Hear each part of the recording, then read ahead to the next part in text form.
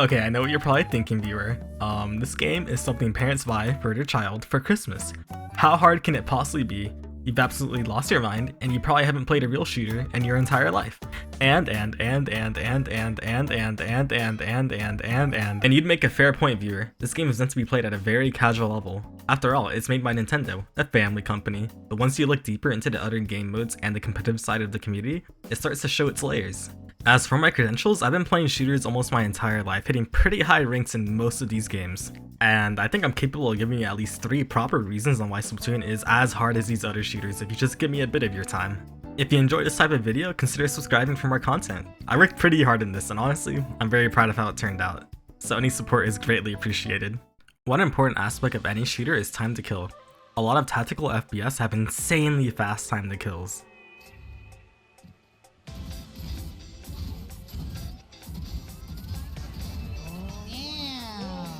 While Splatoon isn't a tactical shooter, it has a time to kill of one while being a movement shooter like Apex Legends. Apex is a very long time to kill, while Splatoon has one of the shortest time to kills I've ever seen for a movement shooter. There are a total of 32 one-shots in the game, many of them being AoE one-shots, which sounds very unreasonable, and yeah, it kinda is. What the fuck? Dude, this game's so bad, like I can't react to that. That's insane, I'm just dead. No way, that just changed everything, bro. Fuck, I just got taken back to 2023. Even the weapons like shooters have very fast time to kills. This makes the game very chaotic and leaving you thinking, where did I even go wrong? There's just so much bullshit happening on my screen. In other shooters, I can usually tell when I made a mistake, like, oh, I 1v1 an invis on rivals. Why would I ever do that? Stupid me. Explain how this character is insane. Or in Overwatch, I entered Hero Select and decided to play Mercy for my teammates because I hate winning. In Splatoon, it's hard to know where you went wrong, and a lot of improving in this game is mastering the movement and parry system to avoid these one-shots and minimizing chip damage before you take any team engagement. To perform a parry, you roll your stick in the direction you want to go, and doing this will allow you to tank 30 hit points of damage, which is an important number because a lot of the bigger AoE in this game does 70, which is a sweet spot for comboing damage as you only have 100 HP. Once you master the parry, you can do absolutely crazy plays. Yeah, they keep killing the zips. Oh, but it's getting close to lead now. Holy shit! Bro. Bro! She's the puppy. No! Speaking of the movement, I just want to briefly show how many inputs your average top player will do when traversing the map. Part of what makes the movement pretty hard to do is that your camera is tied to your right stick and gyroscope controls. So while it doesn't look like a lot of inputs are being done, it becomes hard to manage when you're flailing your arms around just trying to aim. There is an option to play with stick controls only, but you get no aim assist, so you can't get carried with that config like you would in Apex Legends. Can we shoot height? Can we shoot height? Yeah, shoot now. I'm cheating! I'm fucking shit, I got aimbot! I have aimbot! Oh no. One aspect of any shooter is that no matter what weapon or hero you pick, you know exactly what the limit is on what they can do. For example, you know Jet only has 2 smokes, you know Tracer and Starlord only have 40 bullets in the magazine. These are things that can just never change. Splatoon's gear system completely throws that concept away and it brings pretty drastic changes to every weapon.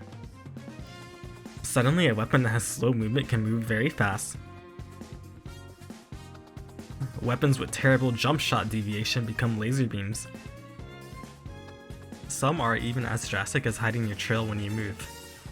You want to spam bombs and specials like a little bit? Great support player. You have your charge up and ink efficiency builds. Don't do this one unless you're okay with everybody hating you. The possibilities are basically endless, only limited by the amount of gear slots you have. The game's gear system allows for so much player expression going from match to match that you're forced to constantly keep thinking and adapting. There's an answer to every problem, and sometimes it's just as simple as changing a build to make things easier for you and your team. This enables multiple playstyles to be viable, and that leads into my next point. Almost any weapon can win in this game. There are a total of 65 weapons in this game, and I'd say about 45 can win in high level play. This isn't even taking into account that all 65 weapons in the game have alternate kits, some even have 3.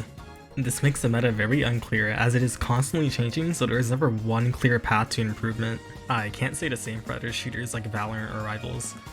If you're deviating from the meta too much, you just kinda lose in these games. Having a few compositions that are meta helps on the path to improvement as you'll have a lot of footage to research and understand how they work, so you can get better as well.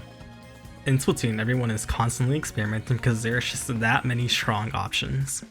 Let's do a bit of math. This game is a 4v4 shooter. Every comp runs a special called Tacticooler. There's at least 6 of them that are viable, 2 of them being a backliner. Only 1 backliner is allowed per team composition. The other 3 weapons come from a pool of at least 50 viable weapons with no backliners. That means there's a total of 48,416 compositions that have the potential to win depending on the circumstances. Of course, there will always be a composition that is easier to win with, but none of them are overwhelmingly better than everything else that it invalidates other compositions.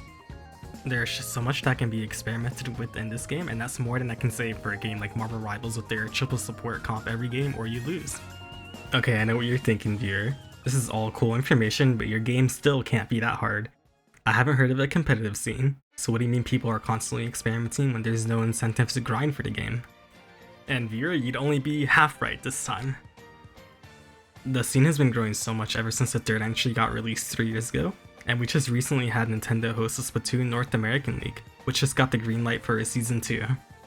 Things have been looking very bright for official support, and our grassroots scene is doing amazing as well. Our last big community hosted LAN called Riptide 2025 managed to bring in 111 teams in the middle of nowhere at Ohio just to play this very niche squid game. Now in Japan, the game is insanely popular with many players grinding just for clout alone. Japan has their own tournament series called Koshin, where every single major region in Japan had their own qualifier for an end of season tournament to see which region was the strongest. Many of the successful Japanese content creators have very large followings and bring much attention to the game. And if I'm being honest, Japan is just in a tier of their own when it comes to support and level of play for the game.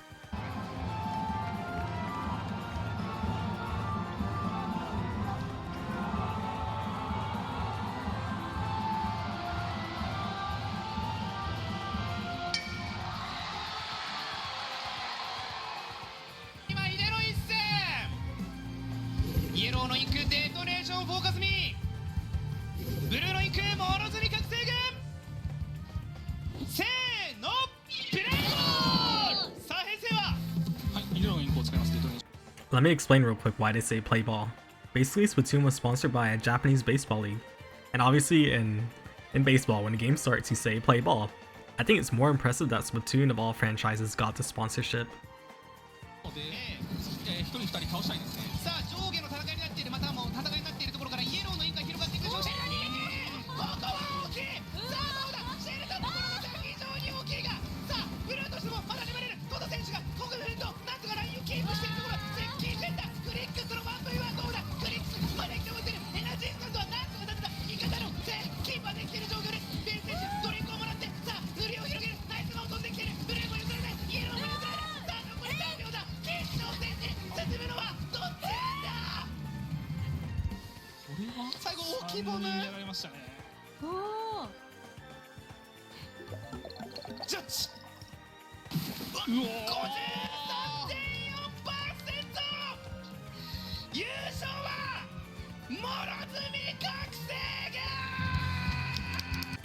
You'd be right though on saying we don't have incentives to grind.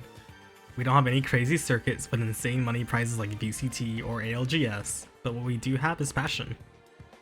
Our community members pour so much love and time into the game across the world, and I believe it's only going to get better from here on out. I absolutely love this franchise and have been playing at these events ever since I was a little teen. I made this video just to give some perspective not only as a top player, but as someone who genuinely wants to see the game recognized and to thrive even more in the future. If you yourself want to try getting into the community, I left some helpful Discord servers that you can join in the description below. And if you'd like to see more content like this in the future, like, comment, and subscribe. I put everything I had into this video as an amateur editor, so I hope you guys really liked it. Have a great day.